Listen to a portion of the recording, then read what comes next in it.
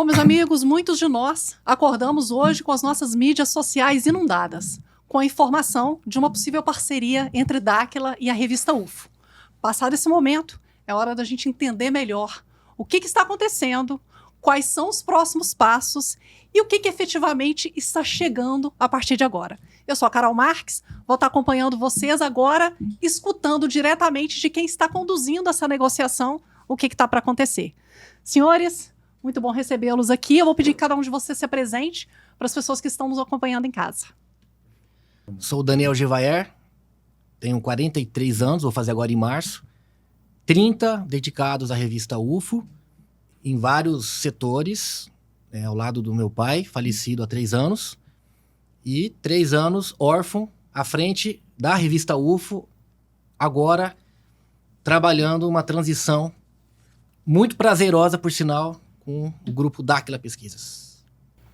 Sou Alan Fernandes de Oliveira, muito prazer, lidero algumas atividades de pesquisa dentro de Dáquila Pesquisas e também responsável aí por uma das expansões de mercado dentro de todo o ecossistema.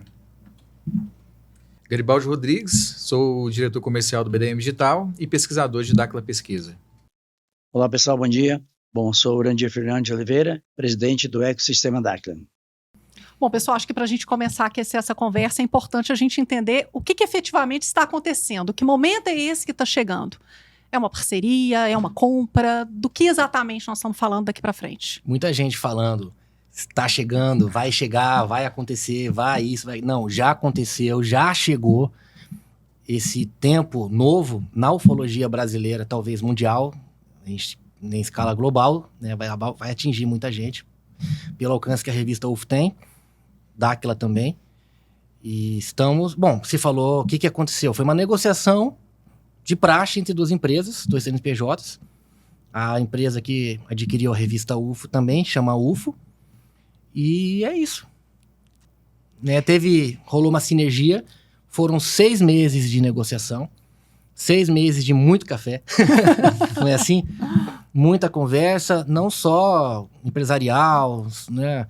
Falando só de negócio, nada. Teve também muita conversa com amigos pessoais que conheciam gente ligados ao movimento de pesquisas lá em Dáquila. Lá em Avalon também, né? Do lado, 5 quilômetros. E eu sei que tem gente do Brasil inteiro que vai até lá. E também estão em vários lugares. É isso que a gente precisa para a revista UFO.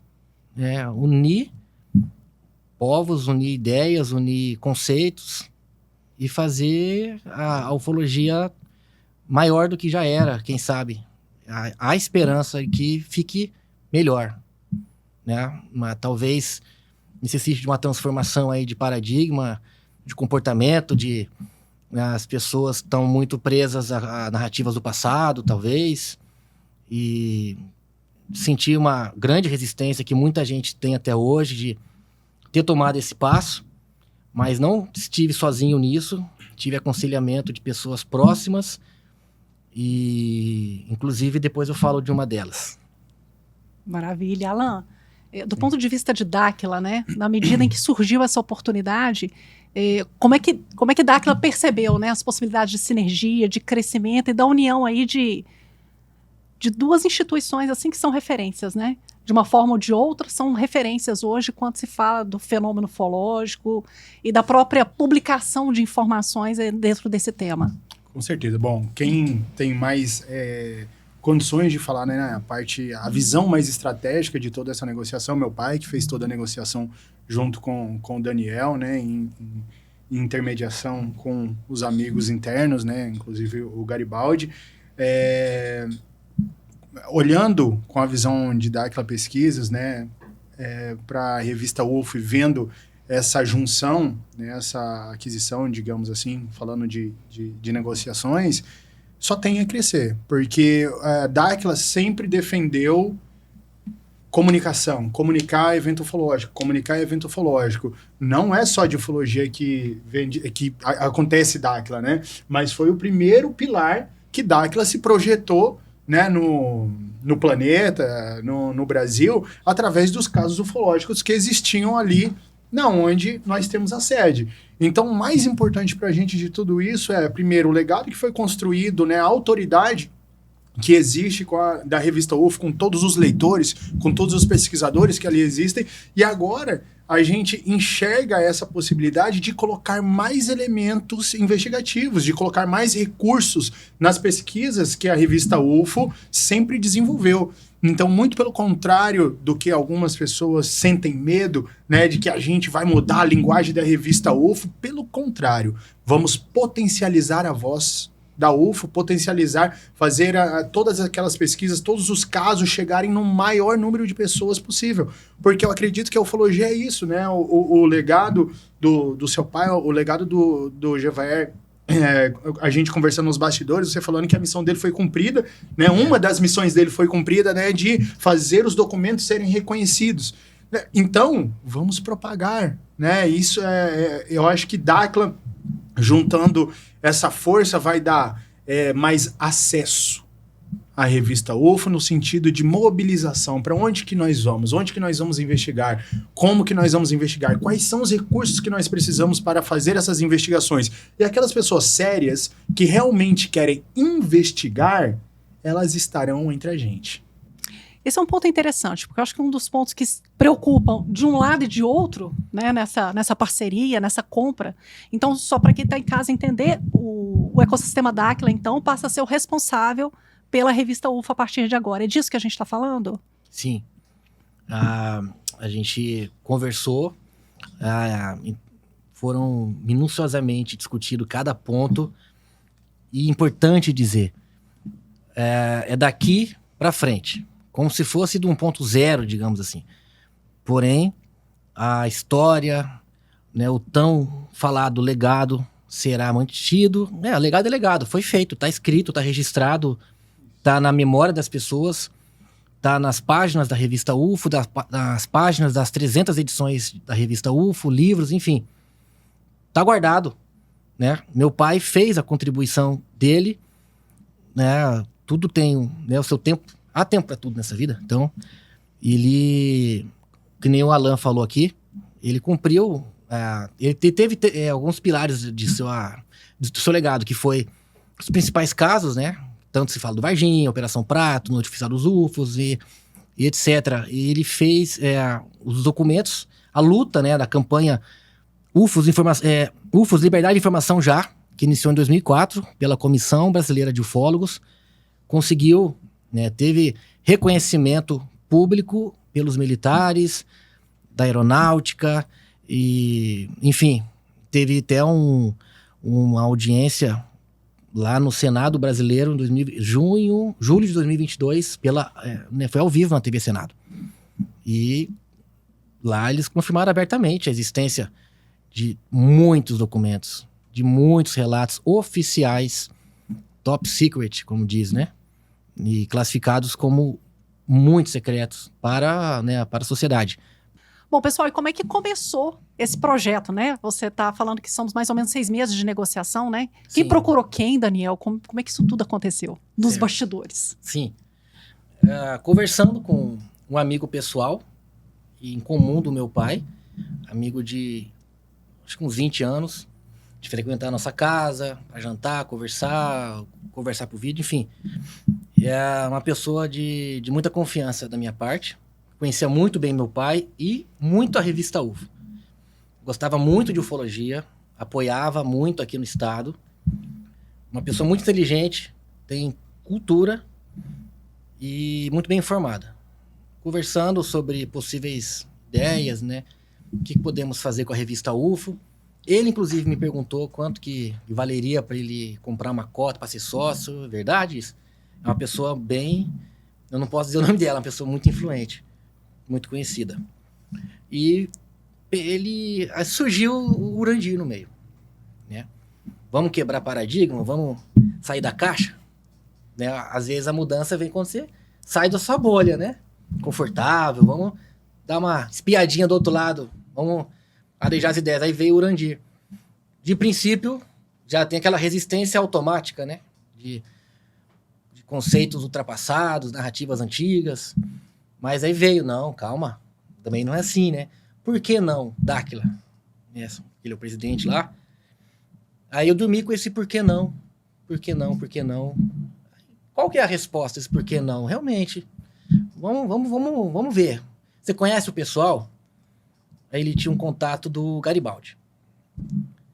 Começou com o Garibaldi para sentir um interesse. E aí a gente foi conversando. Foram 6 meses de conversa, não só de negócios, mas também aprendi muita coisa sobre lá o ecossistema, sobre, né, o que eles fazem para a sociedade. E é grandioso, né, o complexo ali e o que reflete na vida das pessoas. Empregam muita gente, tem um serviço de filantropia admirável que muita gente, eu acho que precisa saber. E um dos pilares do que eles trabalham através de pesquisas é a ufologia. E todos aqui sabem que é um grupo próspero. Podem dar condições para a revista UFO se tornar uma potência. Aí esse por que não foi por água abaixo, né? Aí eu pensei, realmente, aí foi avançando nas negociações e não foram eles que procuraram, isso é importante dizer. Não foram eles. Foi esse meu amigo, que é amigo do meu pai, pessoal, de confiança, e que entrou em contato com um deles e as coisas foram acontecendo até o dia que eu conheci pessoalmente o Urandir. E fiquei surpreso, que eu achava que ele fosse um jeito, né? Tinha até um pouco de medo dele. E, né, a gente vê, vocês todos conhecem, sabem que ele é uma pessoa muito simples, muito humilde, muito leve, e não tem nada não é aquilo que pintaram, não. E eu acho que as pessoas têm que...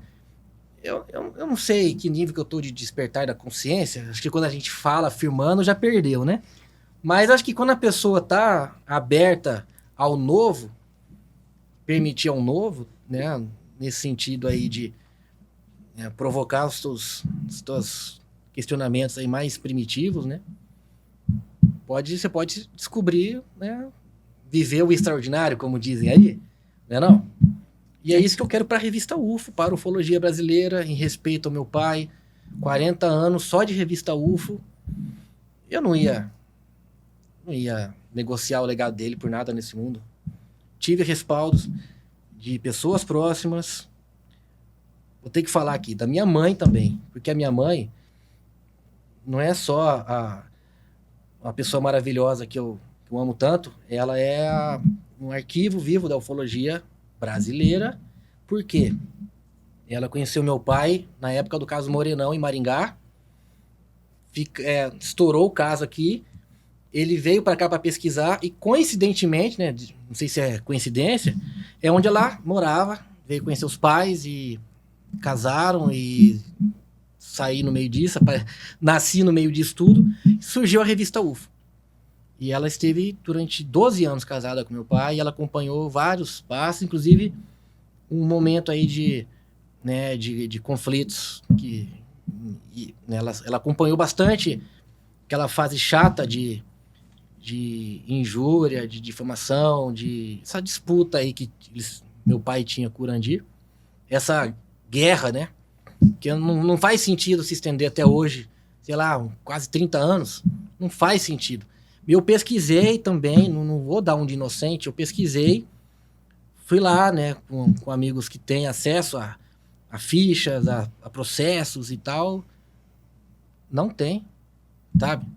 E o que aconteceu lá, infelizmente, eu não gostaria de dizer, mas meu pai também não foi, né, teve que arquivar muita coisa aí, tanto que parou com isso, né?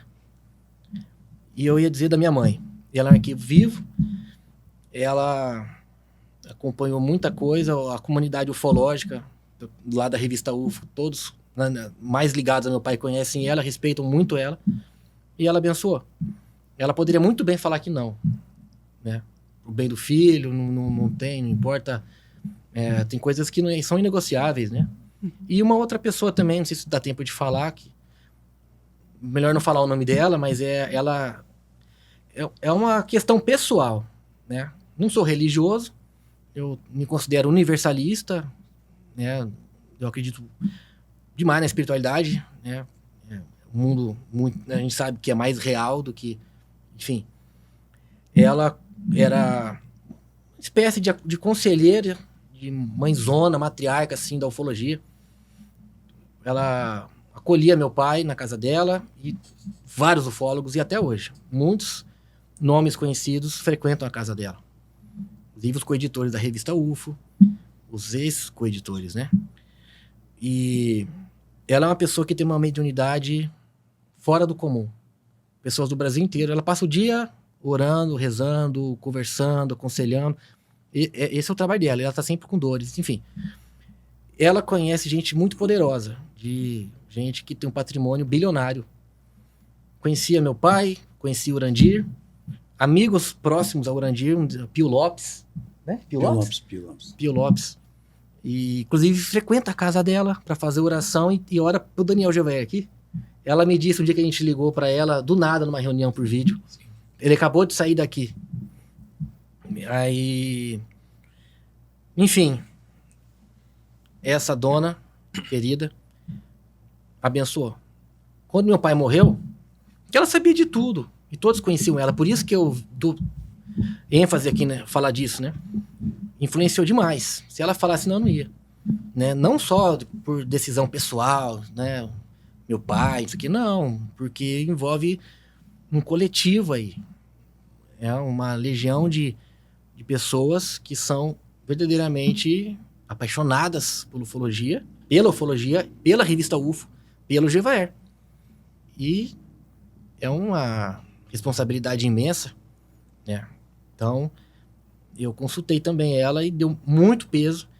Quando meu pai faleceu, em dezembro de 2022, ela me ligou só para dizer um recado, sem eu perguntar nada, assim.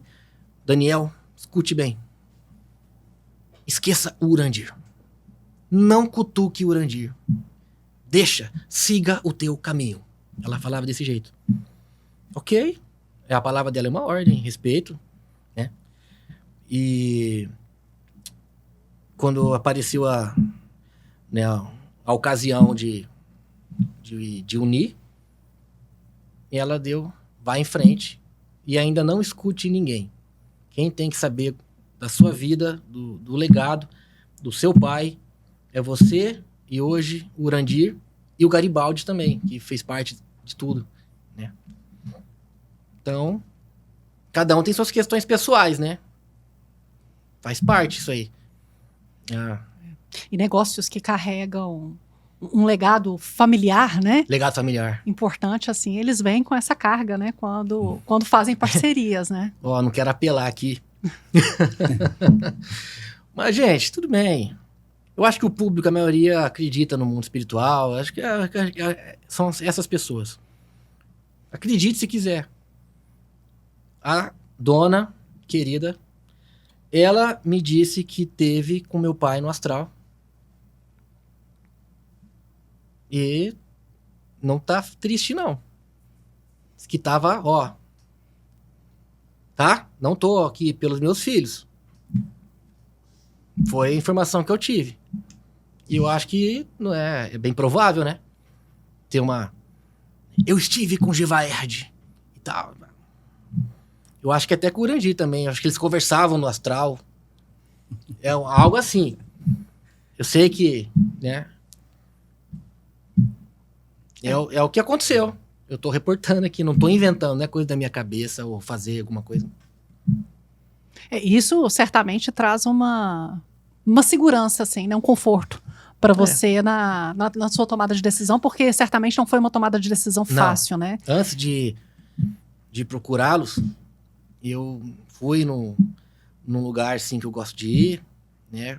Contato direto, né, na grama, me isolar um pouco. Eu conversei com meu pai. Se deu certo, se ele ouviu ou não, eu acredito que de alguma forma chegou até ele. Pedi permissão a ele. E deixei rolar. A gente sente, né? Então teve esse lado aí. E importante dizer também. Falar? Até no início, né, da negociação, quando nós fomos no café, e foi da primeira vez que eu conheci, né, o Daniel Gevaert, e eu até fiquei surpreso, né, ele falando que estava ali para fazer uma proposta por causa da questão da venda, né, da revista Tava eu, UFA. você e esse amigo. Isso, tava eu, o Daniel e o outro amigo, né, que fez essa ponte. E ele até, eu fiz algumas objeções, eu falei, olha, você sabe que muitas pessoas vão querer falar alguma coisa, né, Daniel, a respeito. Eu vou levar essa proposta para o nosso presidente, que até então ele não sabia de nada, né? Eu vou levar essa proposta. E ele me abriu isso. Ele falou, Garibaldi, eu tenho paz no coração. Eu creio que o meu pai ali cumpriu, né, o legado dele. E eu creio que ele falou comigo, assim, sinalizando que estava tudo ok. E aí essa foi a primeira reunião. E aí levei a proposta, né, para o nosso presidente, o Urandir Fernandes de Oliveira, ali. E ficou o quê? 6 meses ali para concluir. Né? E aí o Daniel mandava mensagem, vamos tomar um café? Como é que é? Vamos prosseguir nessa negociação e tal. E eu falava, Daniel, devido à agenda muito corrida, não deu para estar conversando com o presidente, isso e aquilo. E nesse decorrer, ele foi falando de algumas experiências, foi tirando algumas dúvidas a respeito, sobre Dáquila, de pessoas que tinham falado a respeito, né? Muitas pessoas falam sobre Dáquila Pesquisa, mas assim, só de ouvir, né? Mas não de presenciar, de ir a campo lá, verificar se tudo é verdade, né? Não emprestar ouvidos para outras pessoas. E aí ele foi sentindo isso, conversando com comigo, outras pessoas também que ele estava andando, né? E ele vinha para o café, aí conversava com outras pessoas de Dáquila e ele falou, olha, que coisa boa, né? E depois desses 6 meses que deu certo de fazer essa transição, né? E agora, uma das preocupações que tinha era o quê? Será que vai mudar a linguagem? Qual que vai ser a linguagem? Vai tirar tudo isso? Né? E do próprio presidente, o Urandir, ele falou o quê? Ele falou que ia permanecer, igual o Alan falou um pouquinho, né? Ia dar o quê? Mais bagagem, né? Recursos, infraestrutura, para fazer o quê? Tem muitos pesquisadores hoje que são fenomenal, mas só que eles não têm essa questão de ajuda financeira para ir a campo, não tem essas estruturas. E com isso, aonde o Daniel falou, olha, esse vai ser um novo tempo para pesquisa, que é isso que eu desejo, né? E tem toda a sinergia. E aí eu pergunto para você, Urandir, tem toda uma bagagem, é isso que eu quero dizer, quando você assume a revista UFO por todo o histórico. Seu com o Gevaert, seu com a revista UFO, e agora chega uma nova fase. Eu acho que a preocupação geral, talvez, de quem acompanha o legado da revista UFO é o que vai mudar, se a revista UFO vai continuar, se a abordagem que a revista UFO utilizava até então vai ser mudada ou não, e como é que você vê a união desses dois grandes legados, né? O Daniel falou bastante sobre o legado do pai dele, né, de tudo que ele fez, que é um legado que você conhece bem também, mas Dáquila também tem seu próprio legado, sua própria história, sua própria trajetória, que é uma trajetória de luta. Como é que a gente faz desse casamento de dois gigantes, né, em termos de trabalho árduo aqui no Brasil? Olha, eu vejo uma transição muito positiva que vem a somar. O Gevaert deixou um legado muito importante, uma linguagem, uma narrativa, uma assinatura ufológica, né, junto com todos os cooperadores, as pessoas que cooperaram, as pessoas que estão junto com eles, né, os colaboradores que ainda estão, e são bem-vindos, né, estamos de portas abertas para quem quiser continuar, né, nós não queremos excluir ninguém, pelo contrário, todos fizeram um bom trabalho, um trabalho profissional. As questões pessoais, está no passado, virou a página, conheci o Daniel Gevaert, uma pessoa excelente, uma mente muito aberta, né, também buscador, como pai, como todas as pessoas da revista UFO, né. Então, nós não temos nenhum tipo de preconceito, nem a preocupação, mas assim, a única preocupação realmente é fazer dar mais certo ainda, né? Isso. Fazer dar mais certo, a soma de trabalho. Não queremos mudar a linguagem, não queremos mudar toda essa linha que ela tem, porque é muito boa, já foi bem estruturada, né? Queremos agregar alguma coisa que venha a somar, que venha realmente, assim, a partilhar mais com as pessoas ainda, e principalmente, como o Garibaldi falou, na infraestrutura, né?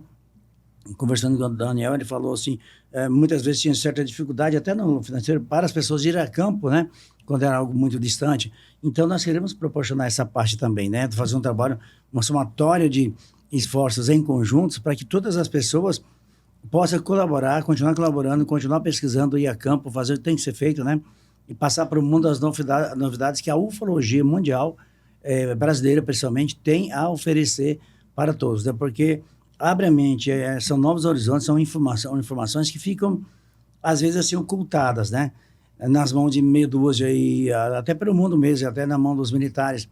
E não é isso que Dacla quer, e nem é isso que é o foco da revista. Realmente é divulgar, propagar a verdade, né?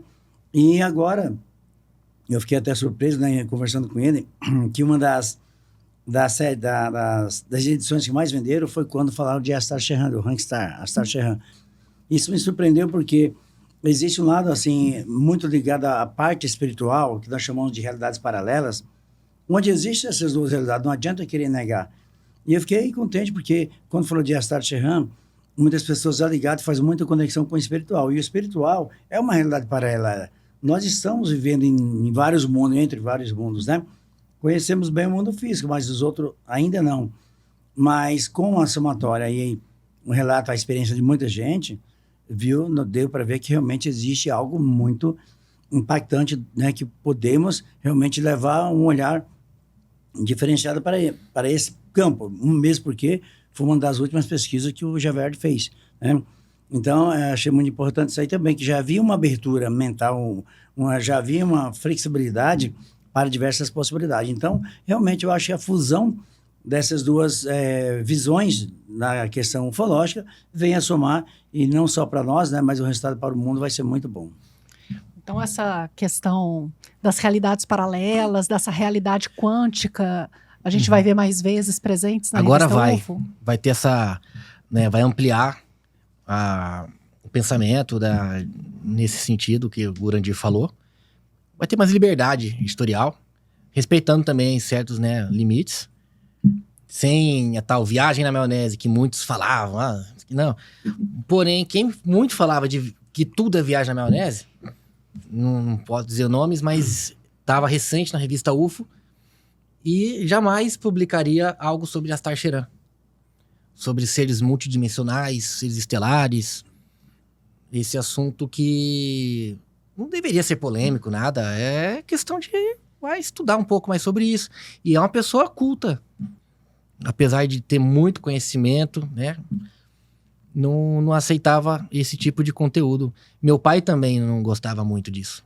Então ele seguia muito a linha do meu pai e me senti um pouco muito limitado, né, nas coisas. Não poderia... Tinha outras pessoas, outras pesquisadoras, por exemplo, de UFO-arqueologia, que é um tema que as pessoas gostam muito de procurar saber mais. Tinha muito pouco. Ou uma visão... Enfim, eu acho que a ufologia ela é muito atual. Não vive só de casuísticas ou de supostos isso e talvez aquilo e análises e tal. Enfim, faz parte, claro.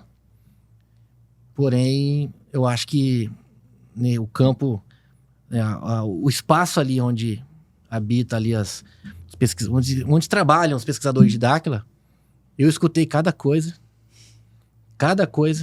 que instiga você sair do seu conforto, vai até lá. Vai você. Você não é um grande pesquisador? Vai exercer né? Vai lá. O desafio tá feito. O desafio tá feito. Aí, emendando, não retiramos ninguém da equipe UFO.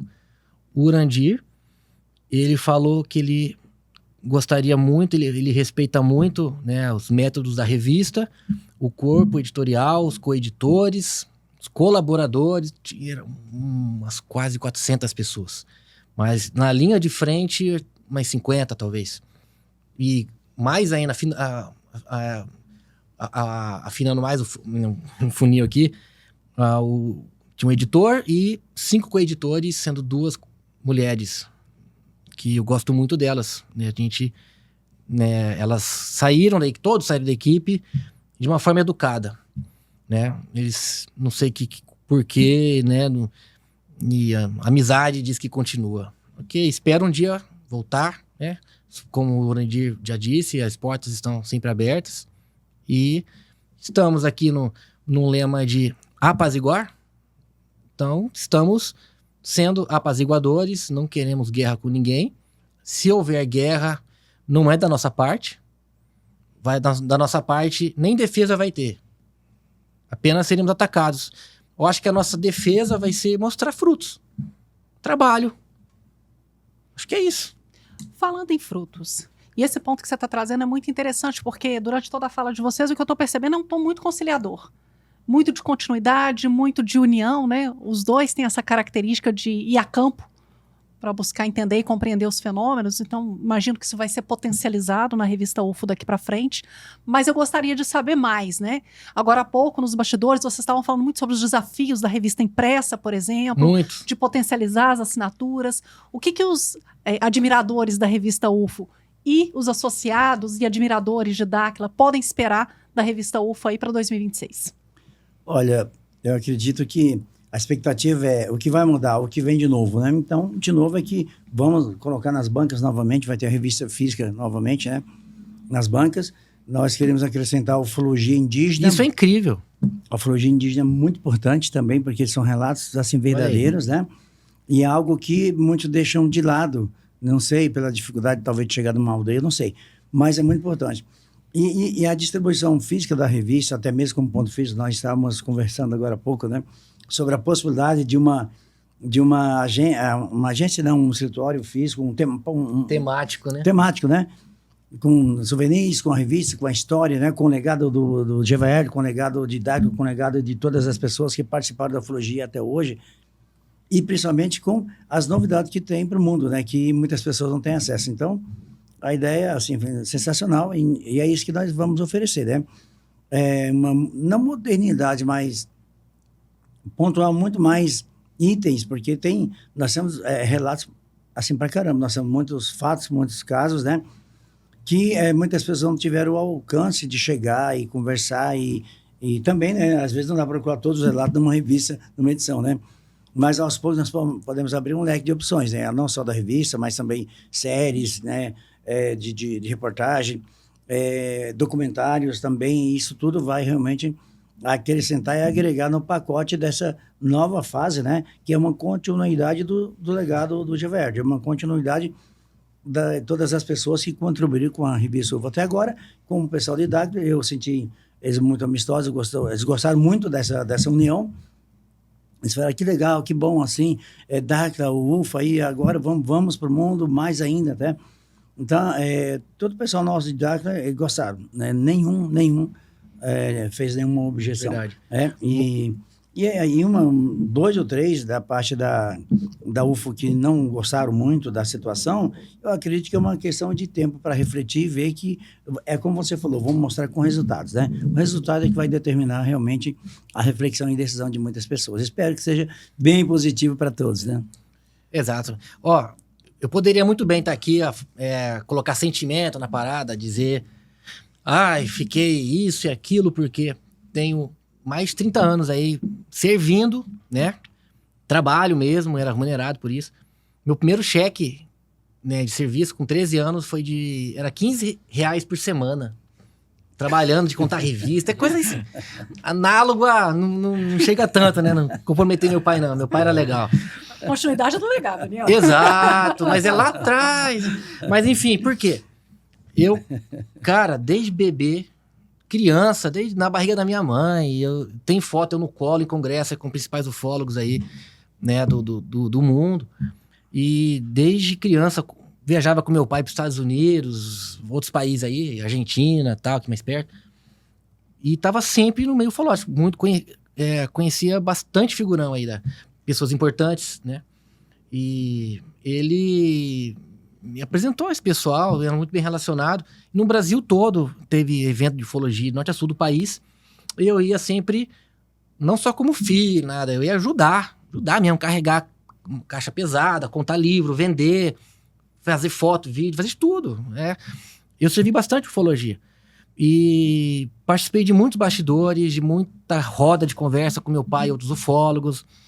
Não tenho a certa autoridade como ufólogo, porque eu não me dediquei a isso, porque meu caminho foi da publicidade, do marketing, que modéstia à parte, eu acredito que eu me garanto, faço muito bem. Meu pai gostava muito, porque eu também fazia isso para a revista. enfim, quero dizer isso tudo por quê? Se esse cara aí, o próprio filho, o único herdeiro da revista UFO, inclusive eu tive que sacrificar quase R$1 milhão quando ele faleceu com dívidas acumuladas após a pandemia, que paralisou tudo, acumulou dívidas, despesa de escritório. Se eu não tivesse sacrificado parte da herança para poder... Não ia existir revista UFO, não ia poder circular o CNPJ azul com dívidas, né?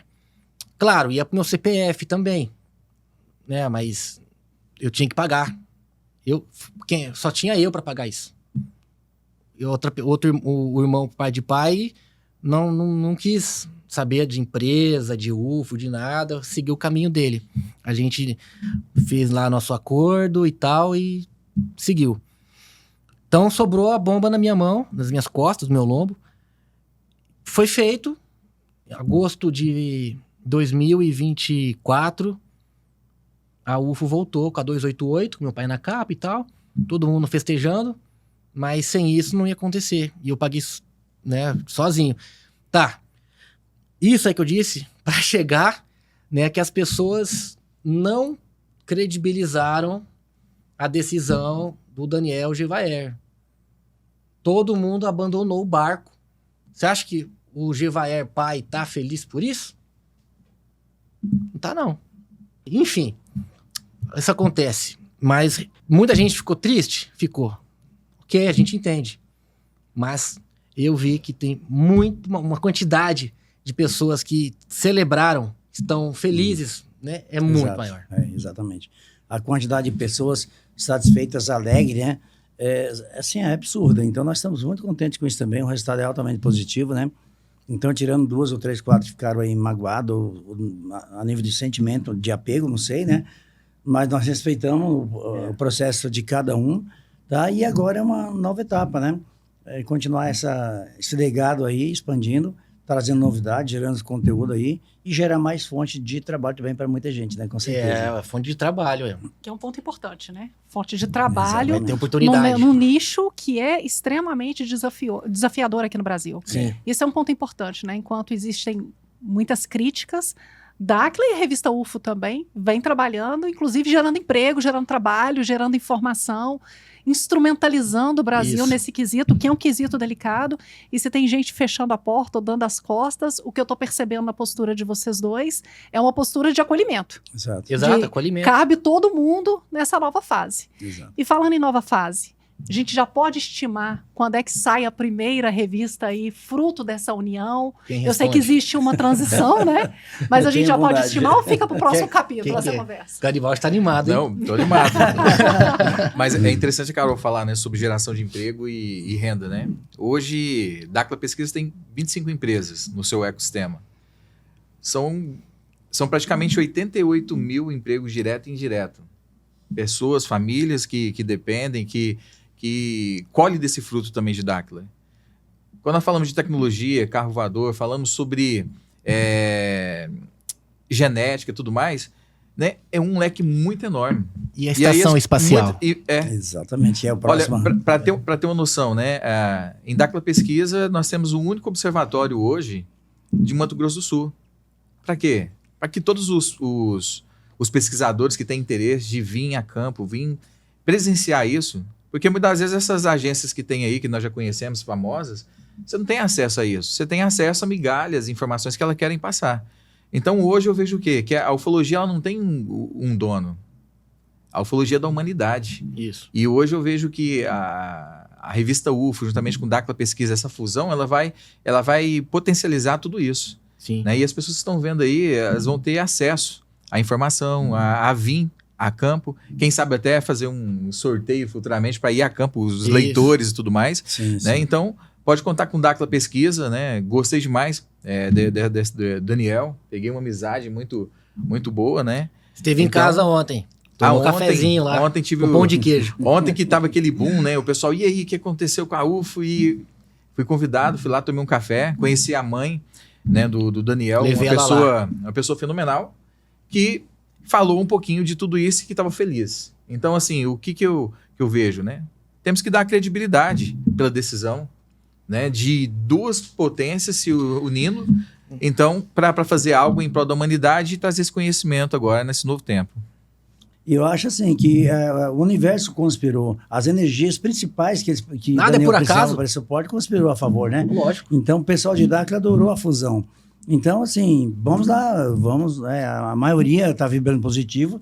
Sim. E o trabalho vai ser mega positivo também. Você falou nada é por acaso, em Dáquila Nada. fala-se muito assim, nada é por acaso, tudo é por uma causa. Isso. Boa frase, é legal, né? Eu vi, me falou ontem isso aí. É, Eu exatamente. lembro muito Adorei. quando você fala dessa transição, me lembra muito essa frase aí que Tudo o por Urandir uma gosta causa. muito de nos dizer. Sempre falo. Eu ainda vou voltar na pergunta sobre a data do próximo lançamento da revista. Ah, Mas enquanto a gente vai ser a 302, gente. Vai um spoiler, vai ser a 302. 302. Será que a primeira revista vai ser no mês que vem 50 anos em um? Ah, interessante também, né? interessante, né? De repente Sim, dar uma entendi. pausa estratégica para não acelerar tanto. Na realidade, nós tem esse mês agora. Tem esse mês só. Para trabalhar ela e já em É. março. Aí, para quem está em casa e de repente não acompanha o ecossistema Dáquila, existe uma meta geral dentro do ecossistema que o presidente intitulou como 50 anos em um. Então, é um ano de muito progresso, né, presidente? Exato. Será que você pode falar rapidamente sobre isso? Porque, de repente, quem está nos acompanhando ainda não acompanha a Dáquila e aí pode ficar perdido. O que é 50 anos em um? E o seguinte, nós temos uma programação na realização de diversos projetos, não só em Dáquila, mas toda a região aqui em Mato Grosso do Sul, Brasil e fora, né? E vimos que a pandemia ajudou em alguns pontos e atrasou todo mundo em outros setores também, principalmente na parte operacional. E agora nós percebemos que projetos que ficaram para serem apresentados 1 ano, 2 anos atrás, estão aí batendo a porta. É o que nós fizemos. Já que a era tecnológica nos permite avançar de diversas maneiras, vamos usar o que melhor temos de tecnologia para construir 50 anos em um. E nós vamos iniciar essa contagem a partir do dia 29 de março, próximo agora. Meu aniversário, ó. Ah, é? Legal. Legal, cara. Bom. Olha, viu? Tá tudo encaixando. Tô achando. Você é março. O meu é 14 de março também. 14 de março. Então, o G março Barreira é também. 19 de março. Olha, Eita, mês de março! olha a causa, né? Nada é por acaso, é por uma causa, né? Então, fechou, você vê até isso, né? Essa frequência. Então, esses 50 anos em um, nós queremos realizar pelo menos uns 40 projetos, que estão alguns para serem lançados para o nosso pessoal, né, o Didáquila, e outros já meio que atrasados, meio batendo na porta, né? Então, vai ser no mínimo 50 itens que vamos finalizar, começar a finalizar e outros apenas finalizar, até dia 29 de março de 2027. Começando agora 29 de março de 2026, terminando 29 de março de 2027, nós queremos fazer o que poderíamos fazer em 50 anos, vamos fazer em um. E essa é a nossa ideia, né? Em termos de projetos, de apresentação, de realização, na infraestrutura, tecnologia, desenvolvimento, não só da tecnologia de ponta, mas principalmente o observatório está sendo transformado. Nós baixamos o observatório que tem agora, a base dele está sendo transformada em algo para ser uma agência espacial, aqui de Mato Grosso do Sul, Brasil, né? Então, e até mesmo com lançamento, sem nada da combustão, lançamento de satélites, né? E outras coisas mais aí que venham beneficiar a nós e a humanidade. Então, não queremos nada assim que venha complicar o meio ambiente, e sim melhorar, né? Então, nós temos essas ideias aí, já está sendo estudado realmente o lançamento de satélites sem um foguete a propulsão, tá? Uma novidade aí para o mundo até final do próximo ano. Mas esses são os 50 anos em um, né? Além de escolas, de restaurantes, de outras inovações tecnológicas na área da eletricidade, né? Sem cabeamento, sem fios. Já existe alguma coisa, nós estamos pegando e tentando dar um salto quântico no que já existe para facilitar a nossa vida. Então, principalmente na questão da cultura, da arte e as revelações daquilo que melhor temos aqui no Brasil, que seria a arqueologia, que por motivos e articulações do passado foram ocultas da população, foram ocultas da divulgação mundial. Mas lá fora eles sabem o que existe aqui no Brasil. Mas muitos brasileiros são obrigados a se calarem mediante algumas articulações de negociações da época da Primeira e Segunda Guerra Mundial. Então, respeitamos esse lado aí, mas agora a tecnologia nos permite realmente dar esse salto quântico. Esse salto ufológico. Salto, principalmente. Um salto ufológico.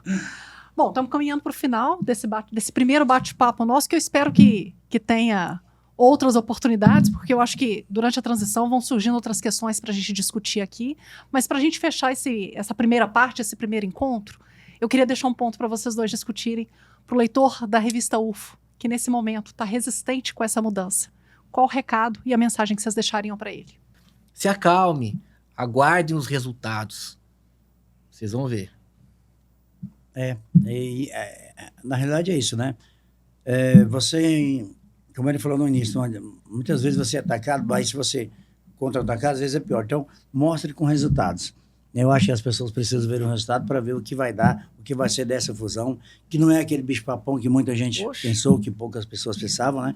Que, na realidade, é um ganho mútuo para todo mundo. E é isso que nós queremos, é algo mega positivo em que a informação seja passada de uma maneira mais clara, transparente, que todas as pessoas possam vivenciar a experiência, né? Que Sim. Muitos estão limitados, mas podemos ajudar a proporcionar isso aí para muita gente. E o Daniel aqui não traiu o pai, não teve nada disso, não, gente.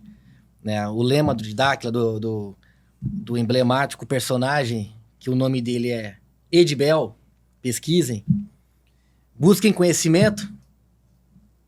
Por que não? Busque, gente, vai buscar. Julguem menos e estudem mais, se provoquem mais. E é isso. A escola da vida, né? Escola da vida. Para o leitor de Dáquila, qual a mensagem que vocês deixam aí dessa integração, esses dois? Eu recebi muitas mensagens, eu vi que eles estão muito, sabe, vibrando mesmo, né? E muitos já querendo te conhecer, que você vai lá para dar uma prazer, eu quero muito conhecê-los, né? Também. E quem mais quiser ir junto com você, sejam bem-vindos, né? Porque é isso aí. Eles estão vibrando, já estão perguntando quando é que vai ser o próximo número. Márcio, então. Fala aí com o Márcio. Pode ser. Boa data. Mês 3, edição 303 no mês 3. Boa. Eita. Guardem aí, galera. Boa. Legal. Ótimo. Né? Dá um 9. Não? Dá um 9. Quero mandar um abraço aqui para 2 pessoas queridas, pode? Pode. Que querem, já antes disso aqui acontecer, eles já estavam planejando de fazer uma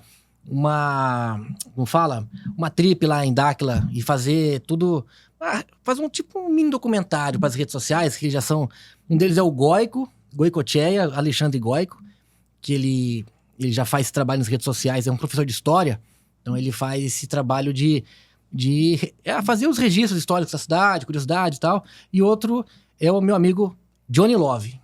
Você vai ouvir isso aí, Johnny Love. Ele gosta muito de tudo que representa o ecossistema. Eu conheço o Johnny Love, ele é extraordinário. Extraordinário. Muito buscador mesmo e muito ativo, né? Então... Muito ativo. É um cara muito do bem, cara é um irmão mesmo, considero um irmão para mim.